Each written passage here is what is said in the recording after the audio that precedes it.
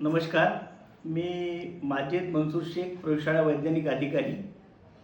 आता पावसाळा चालू झालेला आहे. पारेषण पिरियडमध्ये आपण आशा वर्कर, ANM, MPW गृहभेट करतात. 2 दिवसाचा ताप असेल तर आपण त्यांना मलेरिया स्लाईड घ्यायचं सांगतो. आणि मलेरिया स्लाईड घेताना आता खूप काही प्रॉब्लेम्स येतात. कारण की जेव्हा ती स्लाईड आपल्या प्रयोगशाळेमध्ये जाते त्याच्यामध्ये थिंक व्यवस्थित नसतात आणि स्लाईडमध्ये जे पेशंट ID असतो तो बी व्यवस्थित नसतो. त्यामुळे आपल्याला प्रॉपर प्रिपरेशन करण्यासाठी खूप प्रॉब्लेम येतात. त्यासाठीच मी एक असं ठरवलं होतं की एक आशांना ANMसाठी आणि MPWसाठी एक स्लाईड कशी बनवायची, स्लाईडचं प्रिपरेशन कसं करायचं त्याच्यासाठी आपण एक व्हिडिओ बनवतो आहे. आणि हे व्हिडिओच्या माध्यमातून नक्कीच तुम्हाला चांगला फायदा होईल. आणि तुम्ही हा व्हिडिओ बनवताना थोडं व्यवस्थित विचारपूर्वक बघा आणि काही प्रॉब्लेम असेल तर मला कमेंटमध्ये शेअर करा. आता आपण चला बघूया स्लाईडच्या माध्यमातून प्रॅक्टिकली कशी स्लाईड घेतली जाते ते बघूया. ठीक आहे, चला तर आपण आता गृहभेट करणार आहोत पेशंटसाठी. गृहभेट घेतली तर प्रथमतः त्यांना काय विचारायचं, 4 प्रश्न विचारायचे. ताप किती दिवसापासून येतोय तुम्हाला? 2 ते 3 दिवसाचा ताप असेल त्यांना पूर्ण त्यांचे सिम्पटम विचारायचे, काय होत आहेत. त्याच्यानंतर मग आपण स्लाईड घेण्यासाठी सुरुवात करूया. एक स्वच्छ स्लाईड घ्यायची, त्याच्यामध्ये पेशंट ID टाकायचा. पेशंट ID तुमचा जे BS नंबर चालू आहे तो BS नंबर इथे टाकले. उदाहरणार्थ 212 हो टाकून तुमचं कोड खाली टाकायचं व्यवस्थित. आपण कोड कशासाठी टाकतोय की आपले हे सॅम्पल ही स्लाईड लॅबसाठी गेले तर पेशंट आयडेंटिफिकेशन करण्यासाठी उपयुक्त येईल. तर आपण बघा आता त्यांचं कलेक्शन करूया.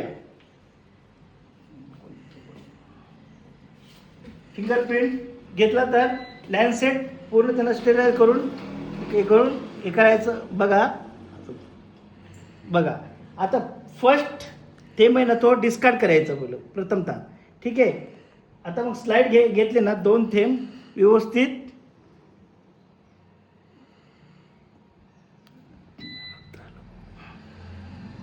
व्यवस्थित 2 थेंब घ्यायचे.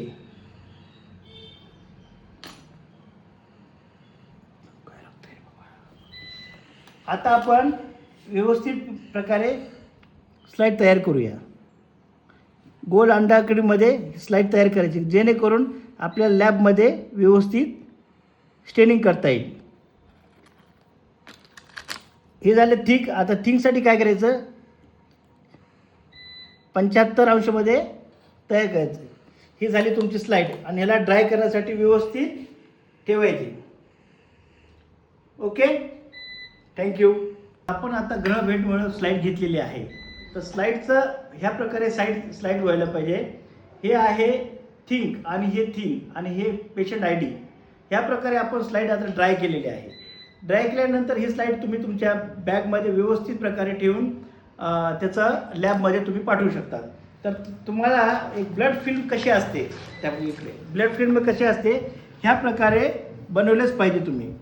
त्याच्यानंतर तुम्ही लॅबला ती स्लाईड लॅबला आल्यानंतर तुम्हाला त्याचा व्यवस्थित अहवाल प्रयोगशाळा वैज्ञानिक अधिकाऱ्याकडून मिळू शकते.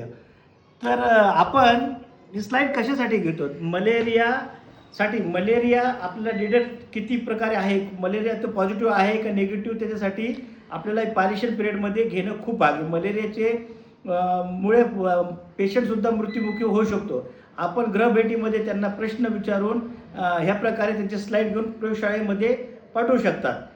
आणि त्याच्यानंतर तुम्हाला ते प्रयोगशाळा वैज्ञानिक अधिकाऱ्याकडून तुम्ही अहवाल प्राप्त करून पेशंटला सांगू शकतात की ती स्लाईड निगेटिव्ह आहे का पॉझिटिव्ह आहे.